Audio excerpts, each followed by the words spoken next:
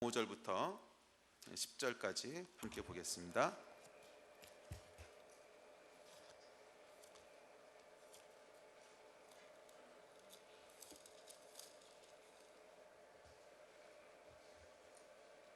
신명기 4장 5절로 10절입니다.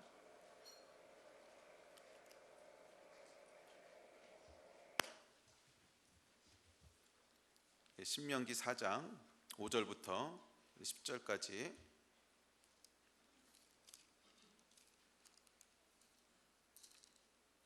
신명기 4장 5절부터 우리 함께 읽겠습니다. 시작. 내가 나의 하나님 여호와께서 명령하신 대로 규례와 법도를 너희에게 가르쳤나니 이는 너희가 들어가서 기업으로 차지할 땅에서 그대로 행하게 하려 함인즉 너희는 지켜 행하라. 이것이 여러 민족 앞에서 너희의 지혜요 너희의 지식이라. 그들이 이 모든 규례를 듣고 이르기를 이 큰 나라 사람은 과연 지혜와 지식이 있는 백성이로다 하리라. 우리 하나님 여호와께서 우리가 그에게 기도할 때마다 우리에게 가까이 하심과 같이 그 신이 가까이 함을 얻은 큰 나라가 어디 있느냐. 오늘 내가 너희에게 선포하는 이 율법과 같이 그 규례와 법도가 공의로운 큰 나라가 어디 있느냐. 오직 너는 스스로 삼가며 내 마음을 힘써 지키라. 그리하여 내가 눈으로 본 그 일을 잊어버리지 말라. 내가 생존하는 날 동안에 그 일들이 내 마음에서 떠나지 않도록 조심하라. 너는 그 일들을 내 아들들과 내 손자들에게 알게 하라. 내가 호렙산에서 내 하나님 여호와 앞에 섰던 날에 여호와께서 내게 이르시기를 나에게 백성을 모으라. 내가 그들에게 내 말을 들려주어 그들이 세상에 사는 날 동안 나를 경외함을 배우게 하며 그 자녀에게 가르치게 하리라 하시매. 우리 6장으로 넘어가겠습니다. 6장 4절부터 9절입니다. 6장 4절로 9절. 6장 4절로 9절입니다. 시작. 이스라엘아 들으라. 우리 하나님 여호와는 오직 유일한 여호와시니 너는 마음을 다하고 뜻을 다하고 힘을 다하여 내 하나님 여호와를 사랑하라. 오늘 내가 네게 명하는 이 말씀을 너는 마음에 새기고 내 자녀에게 부지런히 가르치며 집에 앉았을 때에든지 길을 갈 때에든지 누워있을 때에든지 일어날 때에든지 이 말씀을 강론할 것이며 너는 또 그것을 내 손목에 매어 기호를 삼으며 내 미간에 붙여 표로 삼고 또 내 집 문설주와 바깥문에 기록할지니라. 아멘. 어떻게 여러분 앉을 때나 누울 때나 일어설 때나 계속 말씀 읽고 계세요? 예, 우리가 성경 통독을 계속 하고 있지요. 근데 어떻게 말씀 읽으시니까 좋으시지요? 예, 우리 말씀에는 능력이 있습니다. 능력이 있어서 우리 삶 가운데 변화를 일으키고 또 우리 생명을 살아나게 하는 능력이 있어요. 그래서 여러분 앉을 때든지 설 때든지 차 안에 있든지 화장실에 갈 때든지 계속 말씀을 읽으시는 여러분 되시길 바랍니다. 오늘 신명기의 주제가 그거예요. 자, 우리가 모세에 대해서 지난주에 살펴봤습니다. 지난주는 제가 없었죠. 그 전주에 살펴봤습니다. 오늘 한 번 더 모세에 대한 말씀을 함께 나누려고 합니다. 특별히 이 신명기라고 하는 책은 좀 독특한 책인데, 물론 신명기는 모세가 기록한 책입니다만 모세가 기록했다기보단 모세가 후손들에게 남겼던 말을 적어서 기록한 거겠죠. 모세의 글입니다. 근데 이 신명기는 모세의 마지막 글이에요. 그래서 모세가 이제 요단강을 건너서 그 가나안 땅으로 들어가기 직전에, 모세는 가나안 땅에 들어가지 못하지요. 그 전에 하나님께서 이제 부르심을 받고 이제 죽는데, 자기 죽음을 바로 앞두고, 그러니까 자기 백성들이 요새와 함께 40년을 함께 했던 이 백성들이 이제 드디어 가나안 땅을 건너서 가나안 땅을 건넌다, 이게 말이 요단을 건너서 가나안 땅에 들어가는 그 직전에 쓴 글입니다. 다시 말해서 신명기는 모세의 마지막 책, 유언이라는 거예요. 여러분이 한 사람의 인생을 평가하려면 마지막 이야기를 들어봐야 됩니다. 그렇지요? 최근에 지난주에 스티브 잡스라고 하는 애플의 창업자가 죽었습니다. 그래서 뭐 신문마다 야단이 났죠. 근데 이 신문에서 다루는 이 특집 내용들을 보니까 다 이 사람의 마지막에 굉장히 집중하고 있어요. 마지막 일주일 동안 어떻게 살았나, 마지막에 스티브 잡스가 남긴 얘기는 뭔가, 이런 데 자꾸 이렇게 집중을 합니다. 그 이유가 있어요. 사람들이 왜 마지막을 궁금해하냐면 그 사람의 인생을 다 총정리하려면 마지막이 어땠는지를 보면 안다는 거예요.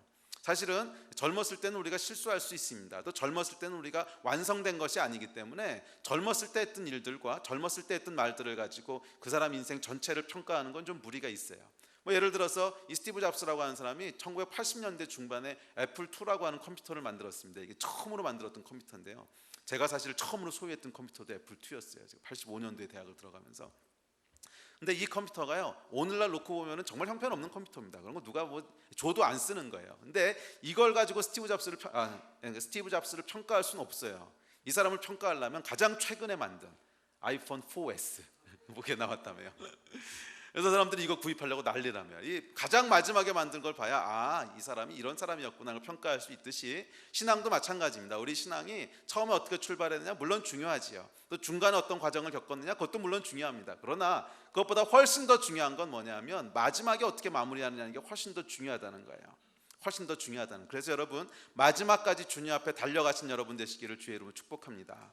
젊었을 때 실수를 좀 했더라도요 마지막에 다 커버할 수 있어요. 그런데 마지막에 죽기 직전에 실수하는 건 커버할 수 있는 기회가 없잖아. 마지막까지 여러분 충성되게 달리신 여러분 되시기를 바랍니다. 자, 그런 의미에서 이 신명기에서 모세가 우리에게 전해주고 있는 메시지는 모세가 평생도록 살면서 자기가 알게 됐던 하나님, 모세가 평생도록 하나님과 동행하면서 깨달았던 신앙의 진수, 그게 뭔지를 전달해주고 있다는 거예요. 모세의 젊었을 때 이야기, 또 모세의 시작에 대해서는 뭐 교훈을 받을 수도 있고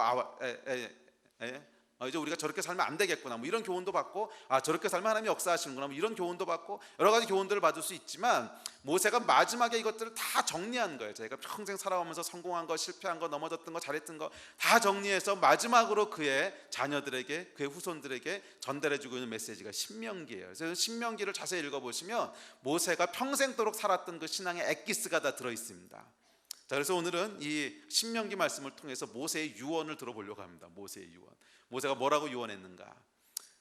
그 신명기 말씀은 물론 여러 가지 얘기를 하고 있어요. 아주 디테일한 얘기들을 많이 하고 있는데, 크게 정리하면 오늘 읽으셨던 본문이 사실은 모세의 유언을 다 총정리하고 있습니다. 크게 네 가지로 모세가 얘기를 하는데, 첫째는 들으라는 거예요. 하나님의 말씀을 들어라. 그리고 둘째는 뭐냐면 그 말씀을 기억하라는 거예요. 잊어버리지 말고. 그리고 셋째는 기억한 것들을 지키라는 거예요. 그리고 마지막 넷째는 그것들을 너만 지키는 것이 아니라 네 자녀들에게, 자손들에게 가르쳐 지키게 하라는 거예요. 이것이 여러분 모세가 평생토록 깨달았던, 그가 섬겨왔던 하나님에 대한 결론입니다. 그리고 이것은 역시 오늘날에도 동일하게 적용되는 신앙의 원리라고 믿습니다. 모세가 우리에게 유언으로 준 얘기는요, 그 당시에만 통용됐던 얘기가 아니라 오늘날도 동일하게 통용되는 얘기라는 거예요. 그래서 이 말씀들을 통해서 모세가 전해준 복음을 통해서 오늘날 우리가 어떻게 하나님을 섬기고 어떻게 신앙생활을 해야 되는지에 대해서 이 네 가지 주제를 가지고 함께 살펴보려고 합니다. 아멘. 자, 첫째, 모세가 그가 깨달은 신앙의 가장 중요한 첫 번째 요소는요, 들으라는 거예요. 들으라 이스라엘, 이렇게 시작하죠. 6장에 보면 쉐마 이스라엘, 그래서 쉐마라 그러는데 들으라는 거예요. 들으라. 왜냐하면 믿음은 들음에서부터 나기 때문에 그래요. 신약 성경에서 바울도 이 얘기를 합니다. 로마서 10장에 보면 그러므로 믿음은 들음에서 나며 들음은 그리스도의 말씀으로 말미암았느니라 그러지요. 그래서 모세의 신앙의 가장 핵심에 들어가 보면 하나님의 말씀을 듣는 것이 있습니다. 그래서 여러분, 모세의 믿음과 모세의 신앙생활이 어디서부터 시작됐나 보세요. 끊임없이 하나님으로부터 뭔가를 들어요. 모세가 젊었을 때는 이 듣는 것 없이 자기의 생각대로 행동을 했습니다. 우리 지난 시간에도 살펴봤지만 모세는요, 본능적으로 자기 데스티니가 뭔지를 어느 정도 알고 있었어요. 이 민족을 구원하는 자로 부름받았다는 걸 알고 있었기 때문에 민족을 구원하기 위해서 액션을 취합니다. 그런데 이때는 들었다는 얘기가 없어요. 그러니까 하나님으로부터 들은 얘기가 아니야. 그냥 자기 생각에 해야 될 것 같은 거야. 그래서 애굽 사람을 때려 죽였다가 40년 동안 방황하는 일이 이제 벌어지게 되지요. 그리고 모세의 이야기가 본격적으로 하나님과 동행하는 이야기는 어디서부터 시작되냐면 40년 만에 하나님께서 떨기나무 사이에 나타나셔서 모세를 다시 부르십니다. 그리고 모세에게 말씀하세요. 이 말씀을 모세가 듣지요. 여기서부터 모세의 진짜 이야기가 시작됐듯이 우리도 마찬가지라는 거예요. 우리의 인생이 어디서부터 시작되냐면, 우리의 믿음의 여정이 어디서부터 시작되냐면 하나님의 말씀을 듣는 것에서부터 시작되는 겁니다.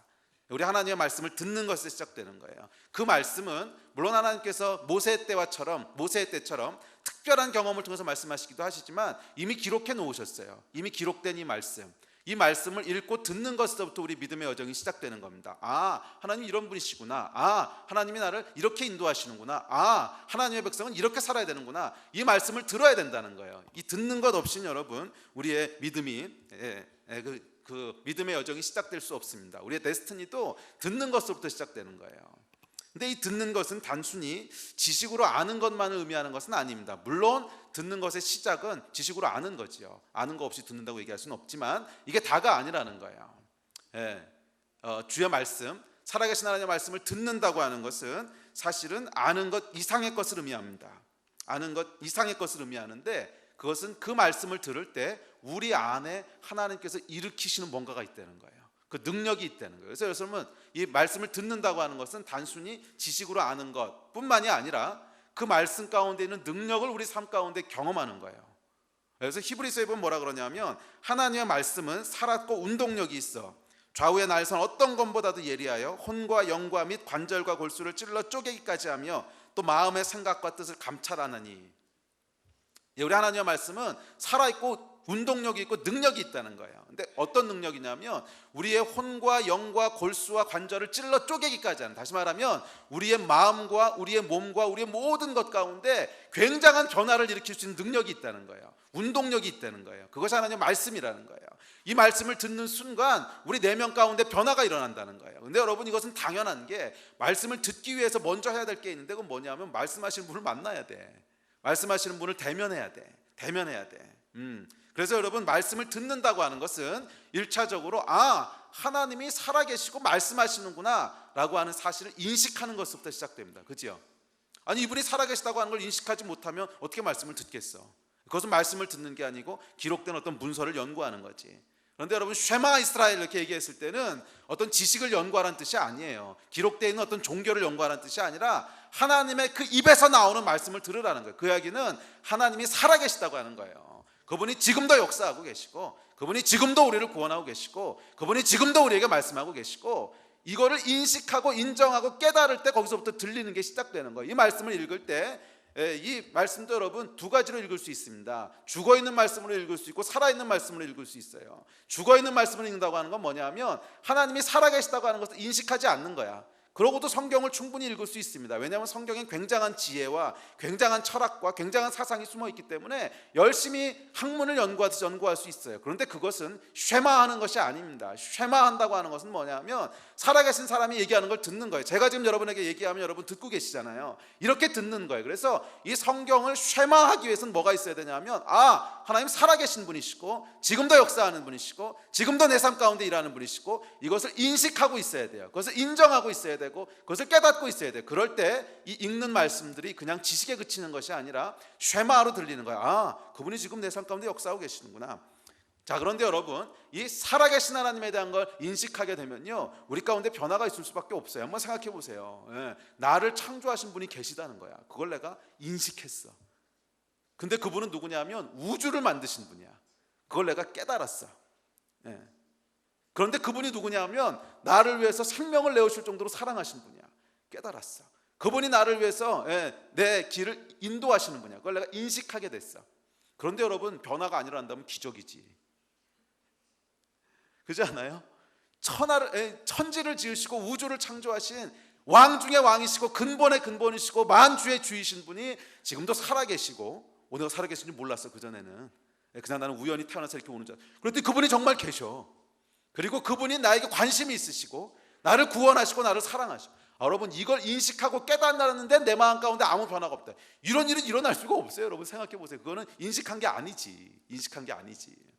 그래서 여러분, 하나님의 말씀을 듣는 것은 능력이 있어요. 왜? 그 말씀 자체에 어떤 내용이나 사상과 철학의 능력이 있는 것이 아니라 살아계신 하나님이 말씀하신다고 하는 것을 듣는 거기 때문에 능력이 있어요. 그분은 말씀하시는 것을 이루시는 분이시구나. 그분은 말씀하시는 것을 지키시는 분이시구나. 이거를 깨닫고 믿게 될 때 우리 안에 혁명이 일어나는 거예요. 혁명이.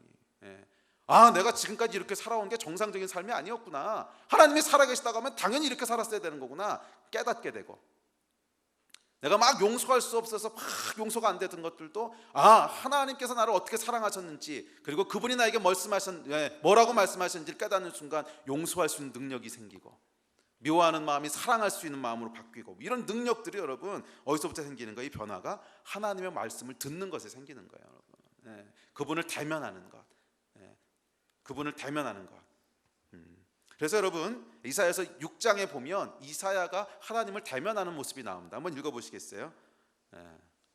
찾아봅시다. 이사야서 6장 1절로 8절입니다. 우리 신명기는 이렇게 한 손으로 잘 괴시고요. 이사야서 6장 1절로 8절, 잘 아시는 이사야가 여호와 하나님을 대면해서 만나는 장면이에요. 우리 함께 읽어보겠습니다. 시작. 우시아 왕이 죽던 해에 내가 본즉 주께서 높이 들린 보좌에 앉으셨는데 그의 옷자락은 성전에 가득하였고 스랍들이 모시고 섰는데 각기 6날개가 있어 그 둘로는 자기의 얼굴을 가리었고 그 둘로는 자기의 발을 가리었고 그 둘로는 날며 서로 불러 이르되 거룩하다 거룩하다 거룩하다 만군의 여호와여 그의 영광이 온 땅에 충만하도다 하더라. 이같이 화답하는 자의 소리로 말미암아 문지방의 터가 요동하며 성전의 연기가 충만한지라. 그때에 내가 말하되 화로다 나여 망하게 되었도다. 나는 입술이 부정한 사람이요 나는 입술이 부정한 백성 중에 거주하면서 만군의 여호와이신 왕을 배웠음이로다 하였더라.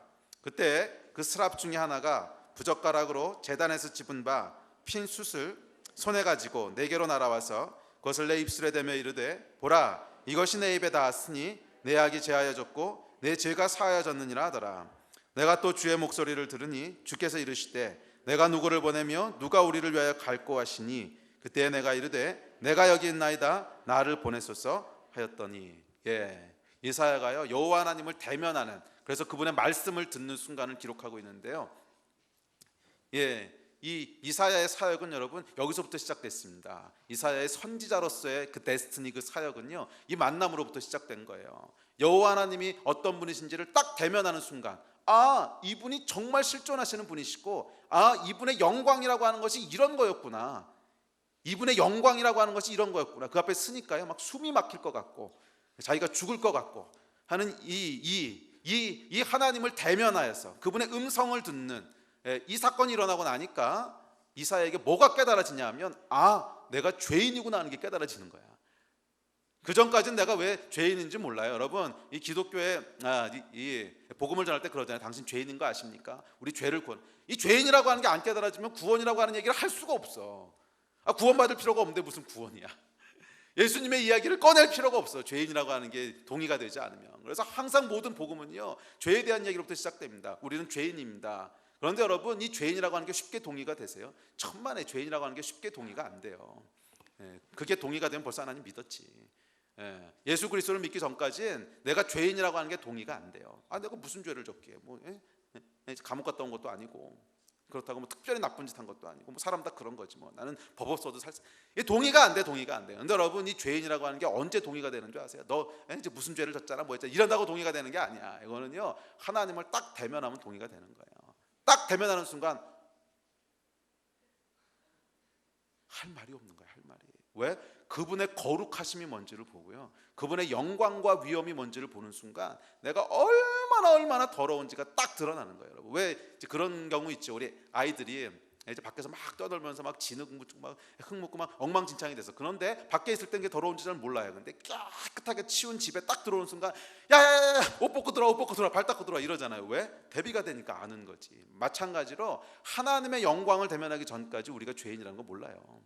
그래서 그 영광을 대면해서 그분의 말씀을 듣는 순간 우리의 신앙의 여정이 시작되는 겁니다. 또한 그 말씀을 듣는 순간 내 사명이 뭔지를 깨닫게 돼요. 나를 보내소서. 이사야가요 자기가 선지자로 부름받았다고 하는 깨닫는 것은 하나님을 대면하는 그 자리였어요. 그러므로 여러분 쉐마가 일어나야 됩니다. 쉐마가. 모세가 우리에게 전해주는 신앙의 첫 번째도 그거예요. 왜냐하면 모세는 철저하게 이걸로 산 사람이거든. 떨기나무새에서 하나님을 만남으로 그의 여정이 시작됐고 애굽에 10가지 재앙을 내릴 때도 한 가지 재앙 내리면 애굽에 돌아가서 묻고 그럼 하나님께 두 번째 재앙 가르쳐주죠. 그럼 또 가서 내리고 또 와서 묻고 가르쳐주죠. 끊임없이 이거 있잖아요. 광야에서 40년 동안 백성을 인도할 때에도 끊임없이 화막에 들어가서 하나님 뭐라고 말씀하시는지를 들었고 시내산에 올라가서 하나님이 말씀하시는 것을 들었고 끊임없이 하나님 말씀하시는 것을 들었던 사람이 모세예요. 그리고 이것이 모세의 신앙의 가장 핵심이었기 때문에 모세는 이것 말고는 좀 과장이다. 3개 더 있으니까. 그러니까 가장 중요하게 생각했던 것이 쉐마였어요. 쉐마. 듣는 거야 하나님의 말씀을. 이 듣는 것부터 여러분 시작하시기를 바랍니다. 자, 그렇다면 어떻게 하나님의 말씀을 들을 수 있습니까? 우리가 이 성경에 기록된 사람들의 이야기만 읽으면 굉장히 초자연적인 사건이 일어나야 될 것 같아요. 근데 여러분 꼭 그렇게만 만나는 것은 아닙니다. 물론 우리 인생 가운데 아주 특별한 순간에 이런 경험을 하게 될 수도 있어요. 그것을 우리가 닫아놓고서는 안 돼요. 그렇지만 하나님께서 날마다 이렇게만 역사하신다면 우린 소망이 없지.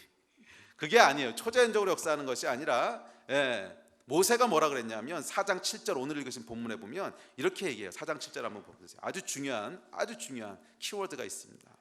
우리 하나님 여호와께서 우리가 그에게 기도할 때마다, 뭐 할 때마다? 기도할 때마다 어떻게 하신다고요? 우리에게 가까이 하심과 같이. 모세가 뭐라 그랬냐면 우리가 하나님께 기도할 때마다 하나님이 우리에게 가까이 하신다는 거예요. 가까이 하신다는 게 뭐냐면 대면한다는 거잖아. 가깝다는 거나 대면한다는 거나 똑같은 말이에요. 그렇죠?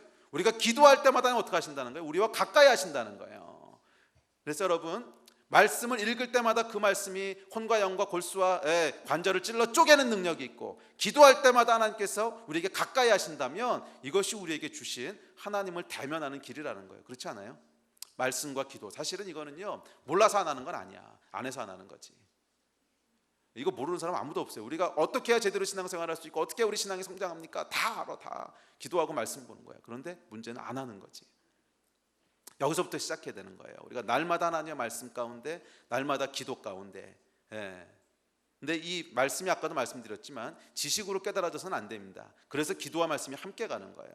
우리가 기도하고 말씀할 때 이 말씀이 쉐마로 들려야 되는 거야. 연구의 대상이 아니라 살아계신 하나님, 살아계신 분이 하시는 말씀으로 들려야 되는 거예요. 그렇게 인식돼야 되는 거예요. 그렇게 느껴져야 되는 거예요. 이해가 되세요?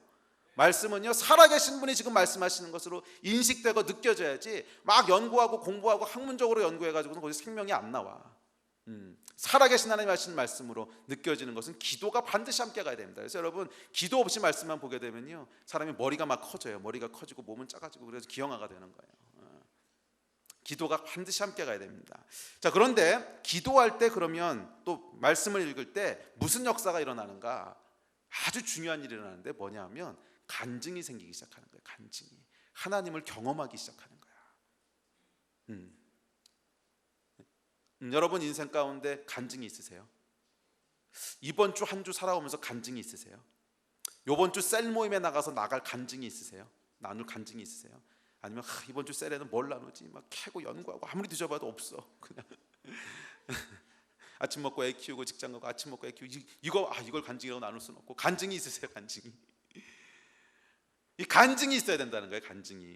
간증은 뭐냐면 하나님이 내 삶 가운데 역사하신 증거예요. 그죠? 그 얘기를 조금 바꿔 말하면 하나님이 살아계시다고 하는 것을 인식하는 증거라는 거예요. 그래서 여러분, 간증이 없는 신앙은요 결국 하나님을 인식할 수가 없어요. 아니 내가 하나님을 경험한 게 없는데 어떻게 인식을 하겠어? 그냥 머리에서만 뱅뱅뱅 도는 거지. 그냥 기도하면 된대, 살아계시대, 된대, 살아계시대, 다 딴 사람 얘기야. 내가 경험한 하나님이 있어야지. 그래야 그것이 인식이 되는 거지. 아, 내가 기도했더니 어머나 하나님이 그 다음날 들어주셨네. 이걸 딱 하는 순간 아이고 하나님 살아계시구나.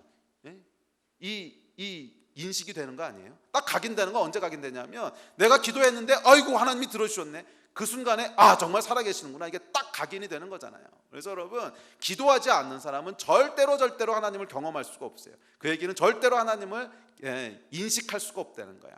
가까이 하시지 않는데 하나님께서. 기도하지 않아도 하나님께서 우리에게 수많은 일들을 해주십니다. 맞아요 여러분. 우리가 벼락 맞아 죽지 않는 거 하나님 지켜주시는 거예요. 또 우리가 먹을 것을 주시고 숨 쉴 수 있는 공기를 주시고 다 주시죠. 그런데 여러분, 놀라운 건 뭐냐면 기도하지 않는 사람은요 이게 하나님이 하셨다고 하는 것을 깨닫지를 못해. 그냥 될라니까 된 거지 뭐. 우연히 된 거지 뭐. 항상 이렇게 넘어가요. 그래서 하나님을 인식할 수 있는, 경험할 수 있는 기회가 없는 거예요. 그런데 기도하는 사람은 알아요. 아, 내가 어저께 기도했더니 오늘 이걸 어떻게 우연이라 그러겠어. 내가 며칠 전에 1번, 2번, 3번 3개 기도했더니 딱 3개 들어주셨어.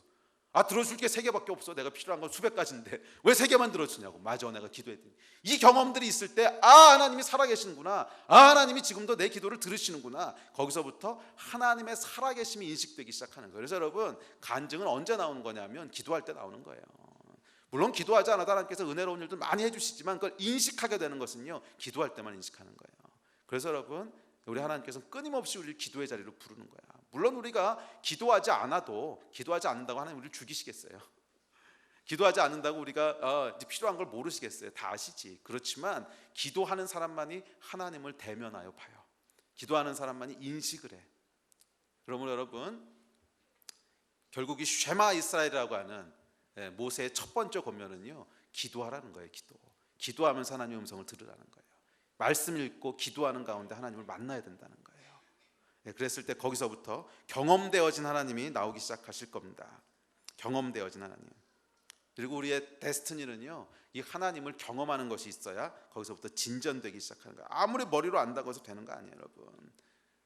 이스라엘 백성 한번 생각해 보세요, 여러분. 이 하나님이 살아계시다고 하는 거 몰랐겠어요? 아니면 하나님께서 출애굽시키기 원하신다고 하는 거 몰랐겠어요? 그거 안다고 해서 바로 출애굽할 수 있었던 게 아니라는 거야.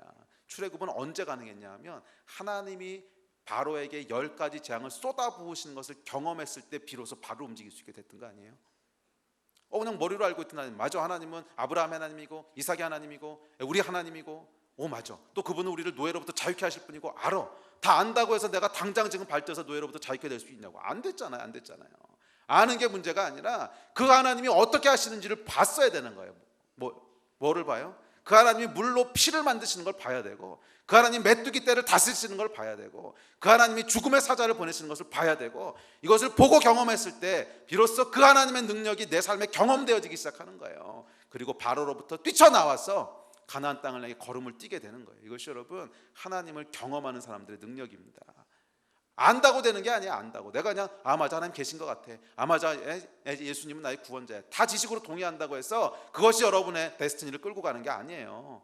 물론 아는 것을 시작을 하지만 실제로 우리가 발을 띄게 되고 믿음의 걸음을 걷게 되는 것은 하나님이 내 인생 가운데 개입하신 간증들이 있어야 돼요. 그 경험들이에요. 이거 여러분 사모하세요. 아니, 하나님 살아계시다며 내 인생에도 개입해 주십시오. 목사님 얘기 들으면 목사님 간증 막 하시는데 왜 나는 간증이 없습니까? 억울하지 않아요? 왜 여러분은 간증이 없어? 억울하잖아. 목마름이 있어야 돼. 목마름이. 아멘. 그래서 여러분 다음 주 셀에서 나누실 때는요, 간증들이 다 나오게 되기를 축복합니다. 비결도 제가 가르쳐 드렸어요. 어떻게 해야 간증이 나온다고요? 기도할 때 기도하시라는 거예요. 지금 내 안에 있는 것들 놓고 기도하시라는 거예요. 그것은 내면적인 걸 수도 있고 환경적인 걸 수도 있어요. 내 안에 해결 안 되는 내 습관들, 해결 안 되는 내 안에 어떤 것들, 이거 놓고 기도하세요. 그럼 내 안에 변화가 일어나는 걸 경험할 거 아니야. 간증이 나오는 거죠. 또 재정에 문제가 있다, 기도해 보세요. 그럼 하나님께서 재정을 해결해 주시든지, 아니면 돈고 같은 사람을 갑자기 그러니까 장부에 착각을 일으키시든지, 하여간 뭔가 일어나게 하셔서 해결하시는 거 경험할 거 아니야. 아멘. 이 경험들이 여러분의 자산이 되는 겁니다. 할렐루야. 경험되어진 하나님, 쉐마 하나님을 경험하실 때 거기서부터 여러분들이 새로운 발걸음을 뛰게 될 거예요. 홍해를 걸르는, 홍해가 갈라지는 걸 봐야 돼. 내가 정말 힘든, 정말 굶어 죽게 생겼을 때 하늘에서 만나가 내려오는 걸 봐야 돼요. 이거. 할렐루야. 이 경험들이 여러분 것이 되시기를 주의 이름으로 축복합니다. 자, 이번 한 주간 동안 기대가 되세요? 기대하세요. 기대하지 않는데 역사가 일어나지 않아. 기도하고 기대는 거의 비슷하잖아, 발음도. 기도한다고 하는 건 기대한다는 거야. 그렇지 않아요? 기도하면서 응답받을 걸 기대하지도 않고 기도하세요? 기대해야 돼. 기도한 것은 이루어질 걸 기대해야 돼. 아멘. 둘째, 이제 두 번째 넘어가서 언제 네 개를 다 하냐. 두 번째는요, 기억하라는 거예요. 기억하라. 모세의 두 번째 오면은 기억하라는 거예요. 말씀을 기억하라는 거예요. 그래서 신명기 6장 6절에 보면 오늘 내가 내게 명하는 이 말씀을 너는 마음에 새기고, 또 8절에 보면 너는 또 그것을 내 손목에 매어 기호를 삼으며 내 미간에 붙여 표로 삼고 또 내 집 문설주와 바깥문에 기록할지라. 우리 하나님께서요, 말씀을 잊어버리지 말고 기억하라는 거예요. 어떻게든지 기억하라는 거예요. 기억하라는 거예요. 사람은 워낙 잊어버리기 좋아하는 존재이기 때문에. 그래서 뭐라고 말씀하시냐면 이 손목에도 써서 이제 메고 다니고 머리에도 붙이고 문설주와 그다음에 문에도 다 써놓으라는 거예요. 왜? 잊어버리지 말라고. 자, 그런데 이 말씀을 잘 살펴보면 중요한 원리를 하나 발견하게 돼요. 그 원리가 뭐냐면 손목에 메고 미간에 붙이고 문설주와 문에 기록하는 행위를 하라고 하시는데 그 이유가 뭐죠? 문설주의 장식이 좀 필요한 것 같아. 그래서 요즘 왜 그 집들이 갈 때 이렇게 액자 선물하죠. 내 지경을 넓히라 뭐 이런 거 해가지고 장식 이러라고 하신 건가? 아니죠, 여러분. 문설주에다가 걸어놓으라고 한 건 뭐냐면, 써놓으라고 한 건 뭐냐면, 문설주에 써놓는 행위 자체가 중요한 것이 아니라 마음의 색이라는 거죠. 그 앞에 나와 있잖아. 마음의 색이라. 근데 마음에 잘 못 새기니까 새길 수 있도록 어디다가 써놔서라도 새기라 이 얘기죠. 그래서 여러분, 이것이 사실은 율법을 주신 목적이라는 거예요. 하나님 율법을 주신 목적. 사실 구약의 율법 보면 참 복잡합니다. 그러니까 이건 먹어라, 저건 먹지 마라, 뭐 이건 해라, 저건 하지 마라, 발굽이 갈라진 건 먹지 말고, 뭐 안 갈라진 건 먹고, 그래서 돼지는 못 먹고 소는 먹고. 근데 이 이유를 생각하면 여러분 이해가 되세요? 왜 돼지는 먹지 말라고 그러고 소는 먹으라 그러셨는지. 뭐 돼지 먹는다고 갑자기 병 걸리는 것도 아니고, 오로지 돼지를 먹으면 안 되는 이유는 돼지가 발이 갈라져 있기 때문에, 이거밖에 없어. 먹지 말라 그러셨기 때문에 안 먹는 건데, 참 설명할 수 없는 것들이 많아요. 이 구약에 나온 율법들을 보면 그렇게 말씀하셨으니까 지키긴 하는데, 그걸 굳이 왜 그렇게 해야 되는지 따지기 시작하면 진짜 이해할 수 없는 게 참 많아요. 참 많아. 근데 여러분, 이 율법을 왜 주셨는지 아세요? 기억하라고 주신 거예요. 기억하라고. 그게 뭐냐 하면, 제가 지난번에도 한번 나눴죠. 이게 유대인 랍비가 이제 가르쳐 준 건데, 그러니까 예수 안 믿는 랍비예요. 그냥 유대교 랍비가 이걸 주신 이유가 뭐냐면 기억하라는 거예요. 이거를 지킬 때마다 하나님을 의식하게 된다는 거예요. 뭔 얘기냐면, 돼지고기를 딱 먹으려고 하다가 아니 지금 먹지 말라 그랬지. 그 순간에 내가 뭐를 기억해요? 하나님이 말씀하셨지. 이걸 기억하는 거잖아. 이해가 되세요? 맞아, 하나님이 말씀하셨지. 근데 또 이것저것 하지 마라 그랬을 때 그걸 딱 하려고 하다가 가만히 있으니까 하면 안 되지. 왜? 하나님 말씀하셨잖아. 아침에 일어나자마자 매일 드리는 제사를 드려. 그러면 제사를 드릴 때마다 말씀하셨으니까 제사 드리는 거지. 하나님을 의식하고 인식하고 산다는 거예요. 이게 기억하라는 거예요. 기억하라고 하는 것은 단순히 하나님의 말씀을 다 일일이 이제 써가지고 하나씩 지키고 이러라는 것이 아니라, 물론 그것도 어느 정도 필요하겠지만 하나님이 지금 나와 동행하고 계신 것을 인식하고 살라는 거예요. 동행하라는 거예요. 동행하라는 거. 응? 내가 혼자 있을 때, 또 내가 어떤 행동을 할 때 항상 누가 함께 계세요? 나 혼자 있는 게 아니라는 거예요. 하나님이 그것을 지켜보고 계시고 하나님이 그 가운데 동행하고 계신 것을 인식하고 살라는 거예요. 이것이 기억하는 거예요. 이해가 되세요? 그래서 하나님이 율법을 주신 거예요. 유대인들한테 이 율법을 전부 다 지키려고 하면요, 삶의 모든 순간마다 의식해야 돼. 가만히 있어, 하나님 뭐라 그러셨지? 거의 모든 순간마다 하나님께 물어봐야 돼. 뭐라 그러셨지? 그것이 율법의 진짜 목적이라는 거예요. 그것이 목적이라는 거예요. 그래서 여러분, 신약 시대에는 물론 뭐 율법을 지킬 필요는 없습니다. 왜냐하면 예수님께서도 그 율법 지키라고 하시지 않으셨어요. 그렇지만 여러분, 율법을 폐한 것이 아니라고 말씀하셨거든요. 율법을 완성하셨다 그랬지. 그 얘기는 뭐냐면 율법을 버린다고 해서 율법의 목적까지 버리는 건 아니라는 거예요. 오늘 현대인들이 타락한 이유 중에 하나가 뭐냐면, 현대 그리스도인이 타락한 이유 중에 하나가 nhưng 폐해졌다는 것 때문에 우리의 마음과 삶까지도 다 분리해 버렸어. 마음과 행동을 다 분리했어. 그래서 행동은 아무렇게나 해도 돼. 그냥 마음이 있으면 되지 뭐. 마음이. 근데 마음은 정말 예배드리고 싶어. 근데 행동은 한 10분쯤 늦게 와. 뭐 율법주의적으로 해서 제 시간에 오십시오 그러면 항상 거기에 대는 핑계가 율법주의적으로 마음이 있으면 되지. 이게 이제 여러분, 오늘날 교회가 능력을 잃어버린 진짜 이유거든요. 한 번도 하나님께서는 우리의 행동과 마음이 분리되어 있다고 말씀하신 적이 없어요. 우리 마음이 있으면 행동이 있는 거고, 행동이 있으면 마음이 있는 거지. 율법을 지킴으로 말미암아 하나님을 의식하고 인식하면서 살라고 하는 주신 거라는 거예요. 그런데 율법을 다 폐한 게 아님에도 불구하고 율법을 폐했다고 착각하는 순간 율법의 목적까지도 다 쓰레기통에 갖다 버렸어. 그리고 아무렇게나 살아도 돼. 뭐만 지키면? 마음만 지키면. 이런 거짓말이 어디 있어? 이건 거짓말이라고. 율법은 폐한 게 아니에요. 완성하셨지. 완성하셨다고 하는 건 뭐냐면 율법의 목적을 이루셨다는 거예요. 그 목적은 하나님이 항상 함께 하시는 것을 인식하면서 사는 거야. 근데 여러분, 율법을 왜 폐했는 줄 아세요? 성령께서 오셨기 때문에 폐했다 그랬어요. 성령은 어떤 분이시냐면 우리와 24시간 365일 같이 하시는 하나님이시거든. 그래서 같이 하시는 임재가 있으니까 더 이상 인식하는 것을 율법 지킴으로 안 해도 되니까 폐했다고 얘기하는 거지, 율법의 목적이 폐해진 게 아니에요. 그 얘기는 뭐냐면 우리가 24시간 하나님을 의식하고 인식하고 살고 있지 않다면 율법을 폐할 안 된다는 거예요. 그렇게 하면. 이해가 되세요? 율법이나 성령님이나 로마서에 보면 율법을 몽학선생이라고 그러고 율법의 신약적인 그 카운터파트가 성령님이시거든. 똑같은 일을 하신다 그랬거든. 그 얘기는 뭐예요? 하나님이 나와 함께 하신다고 하는 것을 인식하게 해주시는 분이라는 거예요.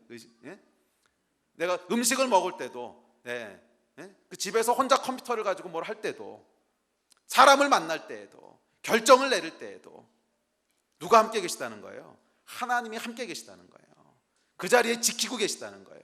보고 계시다는 거예요. 이해가 되세요? 그렇기 때문에 우리가 아무렇게나 살 수 없는 거고요. 그렇기 때문에 우리가 안심하며 살 수 있는 거고요. 왜?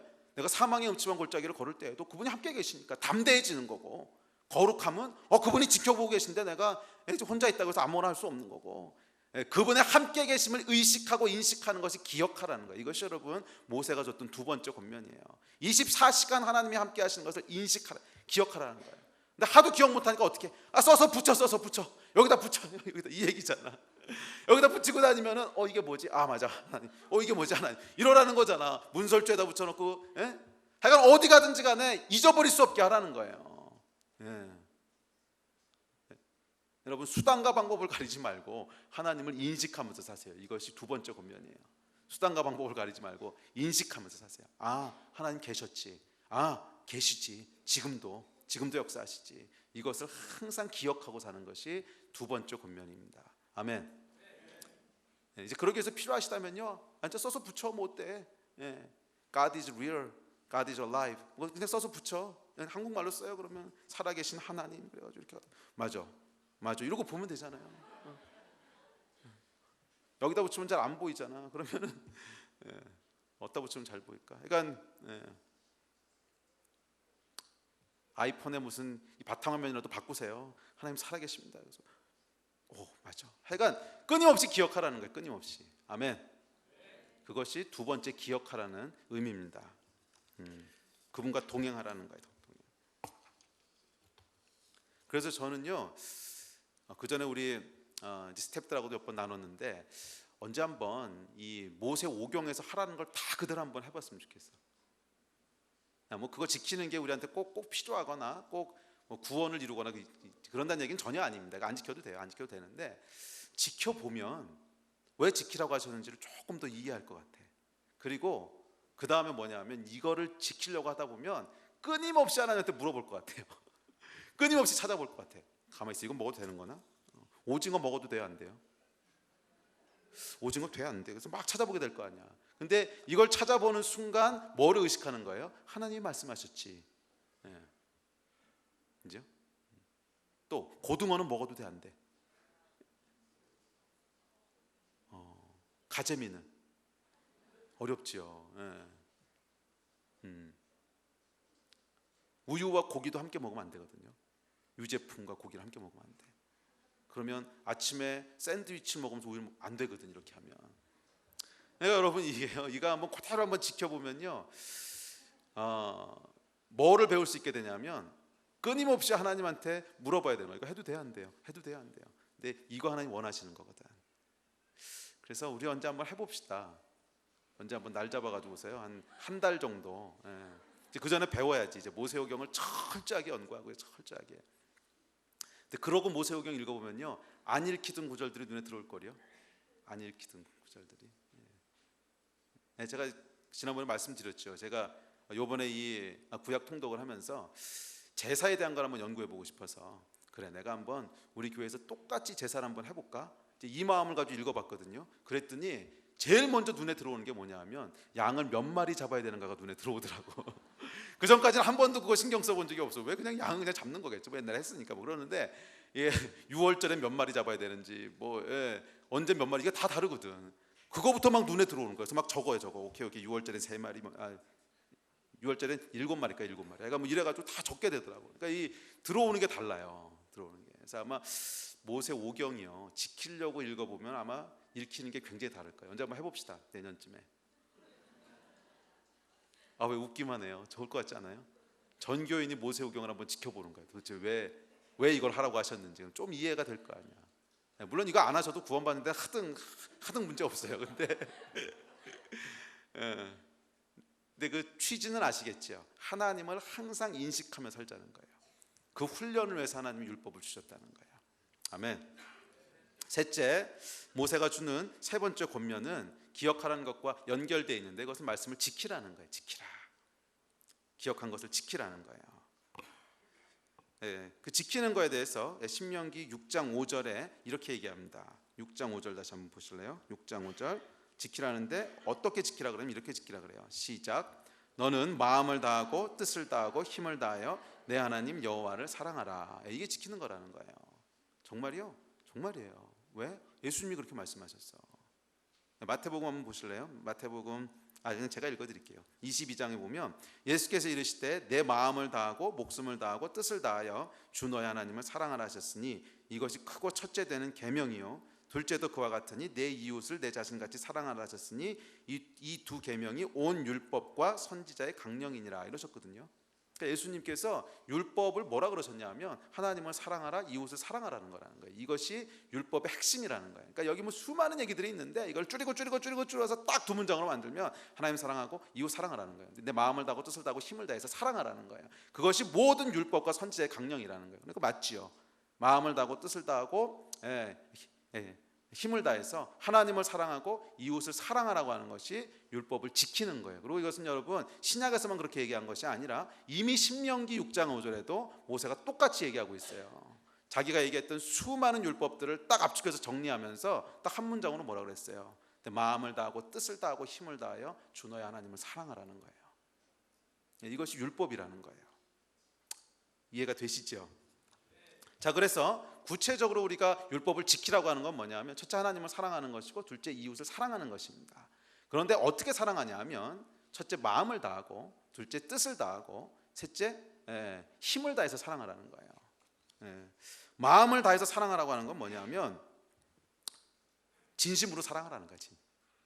진심으로 사랑한다고 하는 건 뭐냐면 소중히 여기라는 거예요. 소중히. 그래서 여러분 마음을 다해서 진심으로 사랑하는 게 뭔지를 보려면요 여러분의 재산 목록 1호가 있으시죠? 1호. 사람 말고 물건을 한번 떠올려 보세요. 제일 아끼는 물건이 뭐예요? 사람마다 다르겠지만 어떤 사람은 자동차 뭐 이런 걸 수도 있겠고 또 어떤 사람은 아이폰. 우리 젊은 사람들 아마 아이폰이 아마 대부분 1등일 것 같은데 아니면 또 뭐가 있죠? 우리 찬양팀 같으면 기타 이런 것들 또 어떤 게 있겠어요? 약간 그런 거 있잖아요. 그거. 근데 그거를 여러분 얼마나 여러분들이 소중하게 생각하시나 잘 한번 생각해 보실래요? 새 차를 딱 뽑았어. 그럼 여러분 날마다 광내고 때 빼지 않아요? 이거 매일 가서 닦고 조그만 기스가 나면 막 속이 너무 상한 거야. 이거 도대체 어떤 놈이랬어? 어떤 놈이? 이번에 우리 새로 저 스타렉스 샀잖아요. 보니까 막 눈이 번쩍번쩍해 막 빛나는데 보니까 기스가 요만큼 났어요. 막 마음이 너무 아픈 거지. 왜? 소중하게 생각하니까. 여러분 소중하게 생각한다고 하는 것은 그런 거예요. 이게 마음을 다하는 것은 소중하게 생각한다는 거예요. 그래서 하나님을 마음을 다해 사랑하라고 하는 것은 하나님을 소중하게 생각하라는 거예요. 그러니까 그분은 무시당해도 되는 분이 아니라는 거야. 그분은 그냥 평상시에는 서랍 속에다 넣어뒀다가 주일날 필요할 때 한번 꺼내가지고 잠깐 쓰고 다시 서랍 속에 넣어두는 이런 게 아니라는 거예요. 소중하게 생각하는 것은 날마다 꺼내서 보고 닦고 광내고 날마다 보고 또 보고 볼 때마다 너무 좋아서 아이고 내 뭐 이러고 또 막 몸에 짓누고 다니는 이게 여러분 소중하게 생각하는 거듯이 하나님을 소중하게 생각한다고 하는 것은 그분을 일요일날 한 번 보고 나머지는 곱게 장롱 속에 모시고 계시고 이거는 소중하게 생각하는 게 아니에요. 여러분 소중한 물건을 물론 뭐 너무 소중해서 기스날까 봐 그러는 건 모르겠지만 잊어버리고 지내세요 그거를? 아니 그럴 수가 없지. 소중하게 생각하는 이웃을 소중하게 생각하는 것도 마찬가지입니다. 이웃을 사랑하라고 하는 것도 그것은 마음을 다해 사랑하는 건데 첫째는 소중하게 생각하는 거예요. 소중하게 생각하기 때문에 무례하게 행치 않는 거예요. 소중하게 생각하기 때문에 오래 참는 거예요. 소중하게 생각하기 때문에 제일 좋은 것을 주는 거예요. 이것이 여러분 고린도전서 13장의 사랑이잖아. 고린도전서 13장에 뭐라 그랬어요? 사랑은 오래 참고 사랑은 온유하며 시기하지 아니하며 사랑은 자랑하지 아니하며 교만하지 아니하며 무례히 행하지 아니하며 자기의 유익을 구하지 아니하며 성내지 아니하며 악한 것을 생각하지 아니하며 불의를 기뻐하지 아니하며 진리와 함께 기뻐하고 모든 것을 참으며 모든 것을 믿으며 모든 것을 바라며 모든 것을 견디느니라. 왜 견뎌요? 소중하게 생각하니까. 이웃을 사랑하는 것도 하나님을 사랑하는 것도 소중하게 생각하는 것부터 시작하는 거예요. 그 마음으로부터. 그래서 마음을 다해 사랑하는 거예요. 중요한 거야 그게. 아멘. 둘째, 뜻을 다해 사랑하라고 했는데 뜻을 다한다고 하는 것은 의지적인 결단을 얘기하는 겁니다. 뜻을 다하는 것은 의지적인 결단이죠. 의지적인 결단을 가지고 사랑하라는 거예요.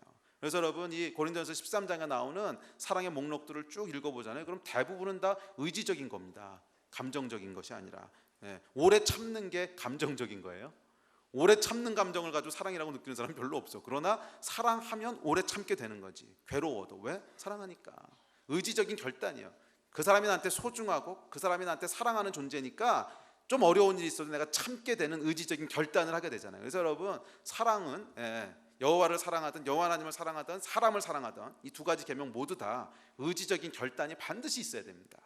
의지적인 결단이 없는 것은 사랑이 아니에요. 성경적인 사랑이 아니야. 그래서 여러분,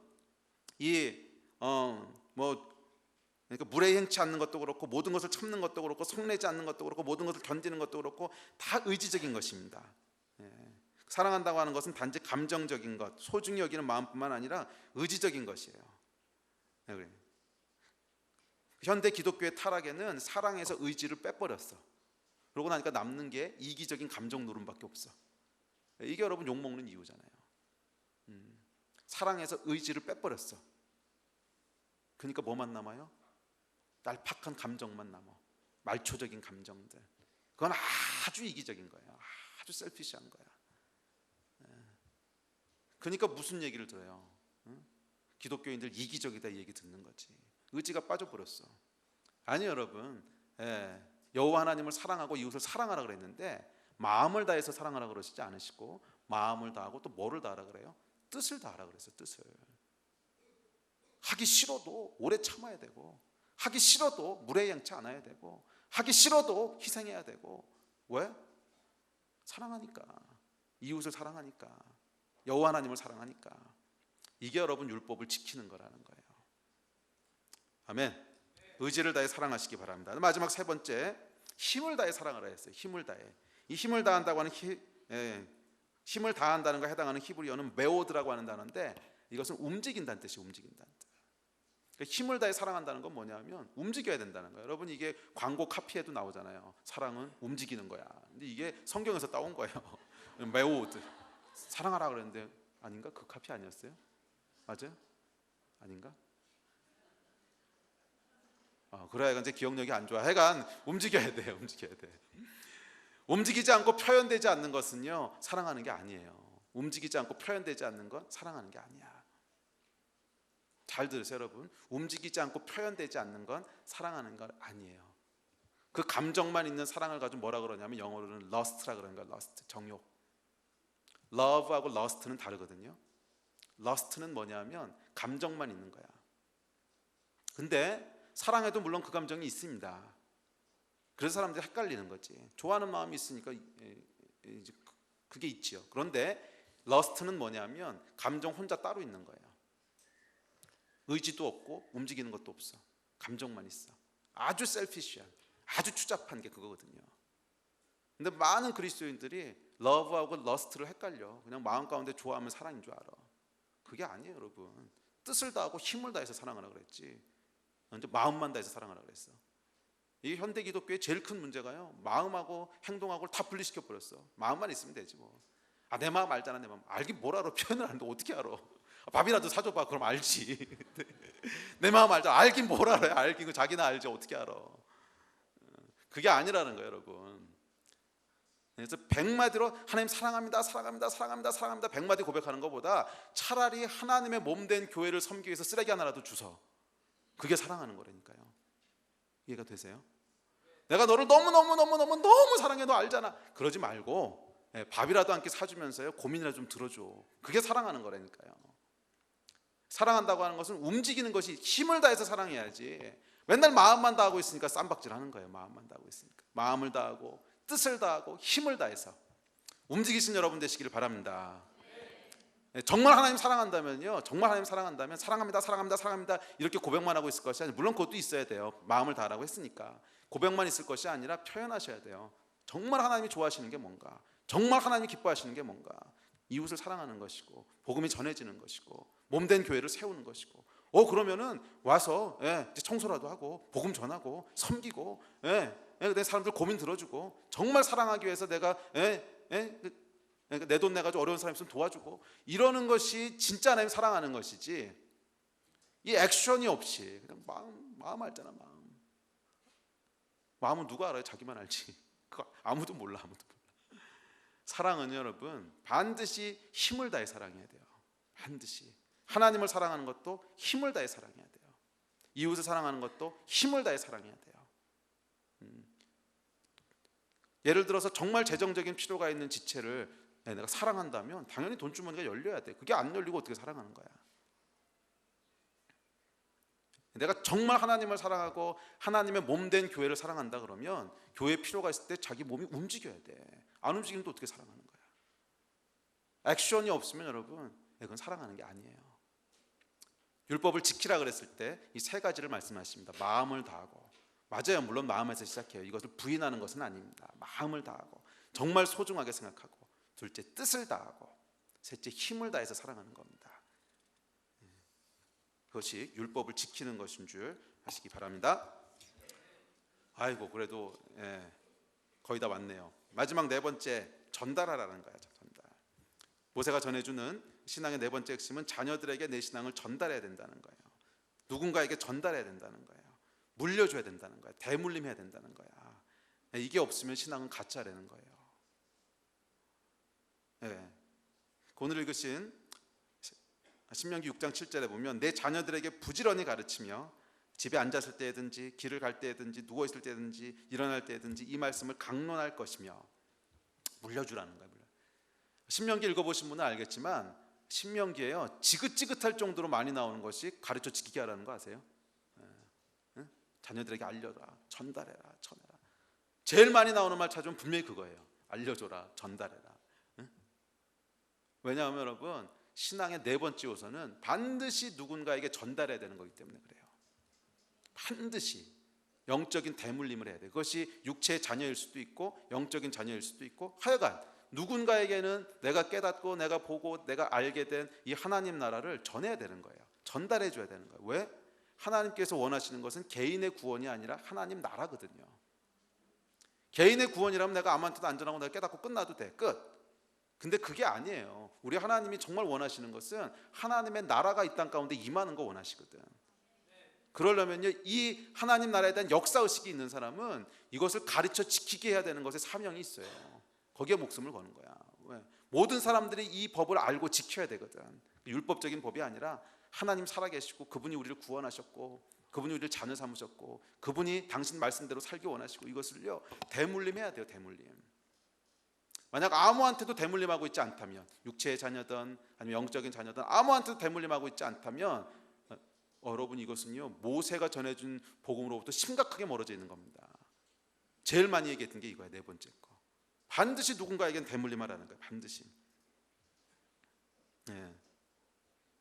그 한 나라가 여러분 성립되고 부흥하기 위해서는요 육체적으로도 재생산이 일어나야 됩니다. 그죠? 자녀를 많이 낳지 않으면 결국 그 민족은 없어지는 거잖아. 육체적인 재생산뿐만 아니라 그 나라의 전통과 그 나라의 가치들이 계속 물림이 됐을 때 한 나라가 성립할 수 있듯이 우리 하나님의 나라도 마찬가지예요. 그분은 왕이세요. 당신의 나라가 있으시다는 거야. 그래서 다음 주에 아브라함 살펴볼 때 조금 더 하겠지만, 그래서 하나님께서 우리의 신앙의 여정 가운데 만드시는 게 뭐냐면요 우리 긴 신앙의 여정을 통해서 신앙의 DNA를 우리 가운데 형성하세요. 근데 여러분 DNA가 왜 필요한 줄 아세요? DNA는 유전 형질을 유전시키기 위해서 필요한 게 DNA야. 신앙의 DNA가 왜 우리 안에 형성되냐면 우리의 신앙의 DNA를 유전적으로 대물림하기 위해서 필요한 거지. 그게 아니면 DNA 없어도 돼. 있잖아요. 우리가 뭐 DNA가 왜 필요해? DNA가 필요한 이유는 우리를 카피하기 위해서 그런 거잖아요. 대물림하기 위해서. 아브라함의 긴 여정을 통해서, 다음 주에 할 설교인데요, 긴 여정을 통해서 여러 가지 신앙의 그래서 여러분이 아브라함의 별명이 뭐냐면 믿음의 조상이잖아요. 조상은 뭐냐면 프로토타입이라는 거예요. 프로토타입. 그러니까 거기서부터 이제 쫙 카피해 나오는 거예요. 쫙 카피해 나오는 거예요. 그러니까 그거 형성하느라고 그렇게 해먹은 거잖아요. 그리고 그 다음부터 이제 카피하는 거거든. 이삭 카피하고 야곱 카피하고 계속 카피해내는 거거든요. 마찬가지로 우리의 신앙의 여정은요 여러분이 경험하고 깨닫고 그 하나님을 통해서 여러분의 계보를 만드는 거예요. 하나님께서 영적인 계보가 형성되는 거라고. 그래서 모든 믿는 사람을 향해서 뭐라 그랬냐면 열국의 합이라 그랬어요. 열국의 엄이라 그랬어요. 뭐니 계보가 있다는 거예요. 나를 통해서. 근데 이 다음에 하나님이 딱 갔더니 네 계보는 뭐냐? 대가 끊겼어. 밑으로 누가 있냐? 아무도 없어. 위로는 있어요. 내가 전달해 준 사람이 있으니까 여러분 거듭났을 거 아니야. 밑으로는 누가 있냐? 거기서 대가 끊겼어. 그걸 뭐라 그러냐면 고자신앙이라 그러는 거예요. 고자신앙. 대가 끊겨서 아무도 없어 뒤로. 여러분 이렇게 되면 안 되잖아요. 우리가 뭐 좋아요, 하나님 믿고 따라가고 믿음의 삶을 살고 기도응답 받고 다 좋아. 그거는 근데 DNA가 형성되는 거고, DNA 형성됐으면 나아야 될 거 아니야. 나아야 될 거 아니야. 고자신앙으로 계속 있으시면 안 돼요. 계속 나으셔야 돼요. 아멘. 이것이 네 번째입니다. 그러면 어떻게 우리가 대물림할 수 있느냐? 아주 간단합니다. 출애굽기 33장을 가보세요. 출애굽기 33장 9절부터 11절, 33장 9절로 11절, 출애굽기 33장 9절로 11절 함께 읽습니다. 시작. 모세가 회막에 들어갈 때 구름 기둥이 내려 회막문에 서며 여호와께서 모세와 말씀하시니 모든 백성이 회막문에 구름 기둥이 서 있는 것을 보고 다 일어나 각기 장막문에 서서 예배하며 사람이 자기의 친구와 이야기함 같이 여호와께서는 모세와 대면하여 말씀하시며 모세는 진으로 돌아오나 눈의 아들 젊은 수종자 여호수아는 회막을 떠나지 아니하니라. 여러분 대물림하는 방식은 간단합니다. 첫째는 내가 그렇게 살면 돼요. 살면. 그리고 둘째는 내가 대물림할 사람을 거기에 데리고 다니면 되는 거야. 그러면 대물림이 되는 거예요. 어려운 거 아니야. 어려운 거 아니야. 그래서 여러분 대물림이 안 되는 제일 큰 이유는 첫째 내가 살지 않아서 대물림이 안 되는 거고요. 아주 심플해요. 여호수아는요, 모세가 언제 여호수아 붙잡아 놓고 후계자 교육 뭐 이런 거 시켰던 거 별로 없어요. 근데 항상 뭘 하냐면 모세가 데리고 다녀 얘를. 항상 여호수아. 근데 여러분 성경에 보면 후계자를 성공적으로 키운 몇 안 되는 사람이 모세인 거 아세요? 몇 안 되는 사람. 심지어 다윗도 실패했잖아. 솔로몬이 별로 그렇게 성공적이지 아니었잖아요. 사무엘도 실패했잖아요. 사무엘도 굉장히 많이 실패했는데 거의 유일하게 성공한 얘가 사실 엘리야가 성공했구나. 엘리야가 엘리사 했고 그다음에 모세가 여호수아. 이게 얘가 몇 개 안 돼요. 그런데 어떻게 했나 봤더니 엘리사도 똑같았어. 엘리사는 뭐라고 묘사되어 있냐면 엘리사가 엘리야의 종이라고 묘사되어 있어요. 그래서 엘리야가 가는 것은 종처럼 항상 쫓아다니는 거야. 여호수아도 똑같아요. 모세가 가는 모세의 종 여호수아라고 그랬거든. 계속 종처럼 쫓아다녀. 그래서 모세가 사는 것을 옆에서 보는 거예요. 이것이 여러분 대물림하는 거거든요. 그래서 첫째 여러분들이요 하나님 말씀대로 사셔야 돼요. 경험하는 하나님이 있어야 돼요. 그리고 여러분이 대물림할 사람들을 데리고 다니시는 거예요.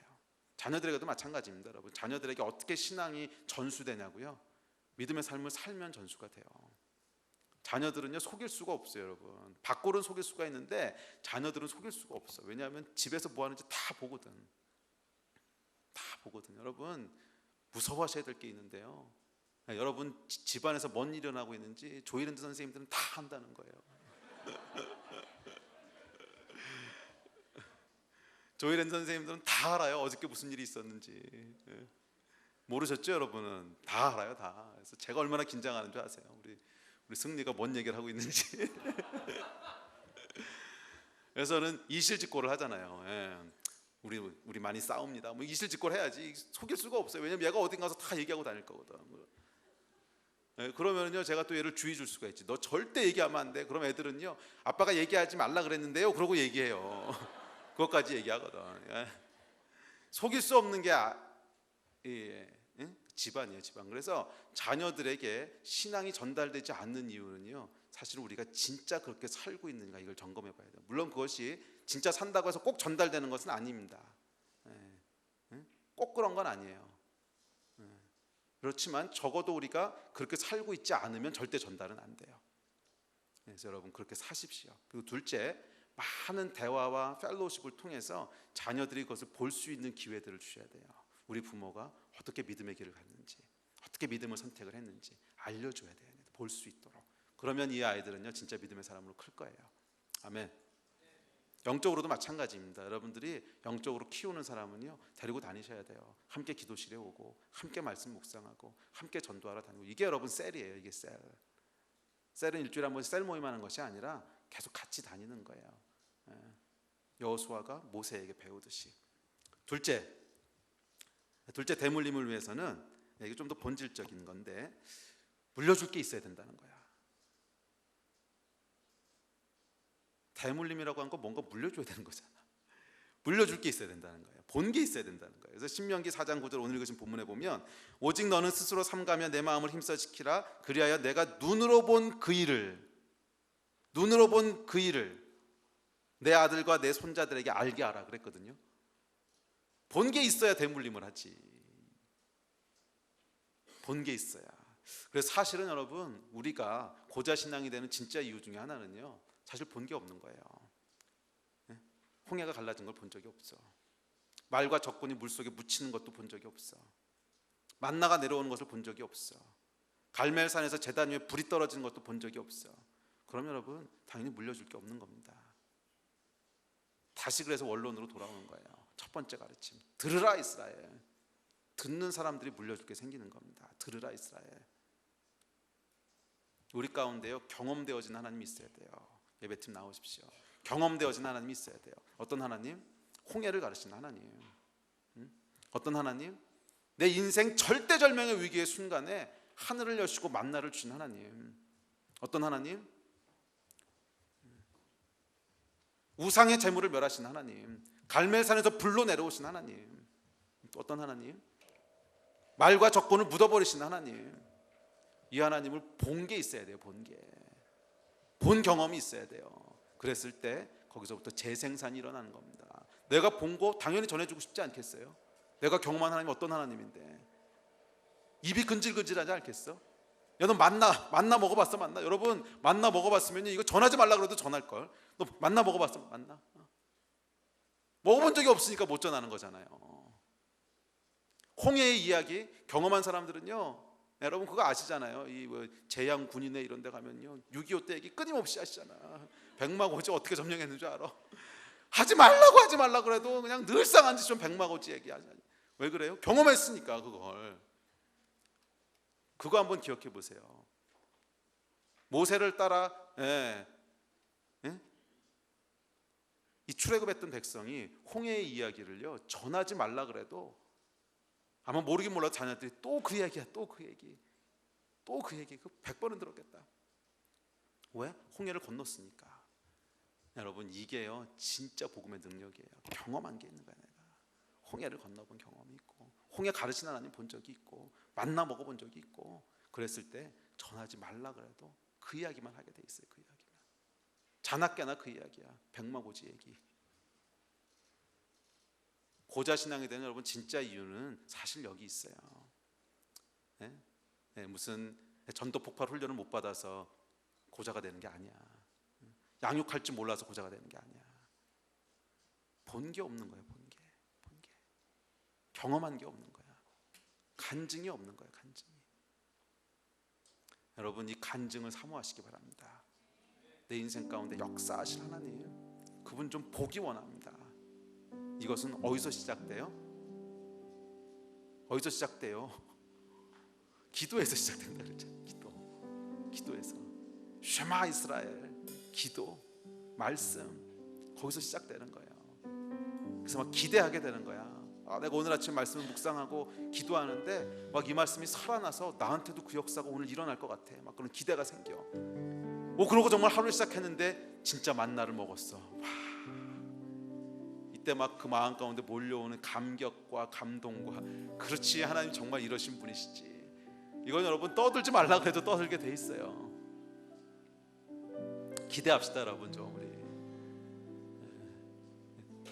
제가 지난 25년 30년 동안 신앙생활 하면서요 진짜 확실한 거 하나 있어요. 그건 뭐냐면 하나님 살아계시다는 거예요.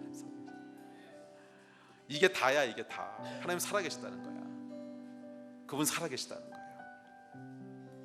이것을 인식하는 것이 결국 신앙입니다. 이게 생명이에요. 기대합시다 여러분. 이번 한 주 동안에 하나님 역사하실 거 기대하세요.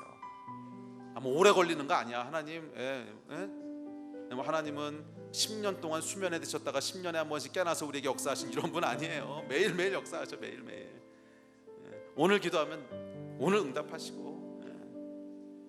이 하나님 경험할 거 좀 기대하고 싶지 않으세요? 홍해 갈라지는 거 보고 싶지 않으세요? 말과 적군이 막 물속에 묻히는 거 보고 싶지 않으세요? 기대합시다. 여러분, 하나님 일하실 거예요. 기도하겠습니다.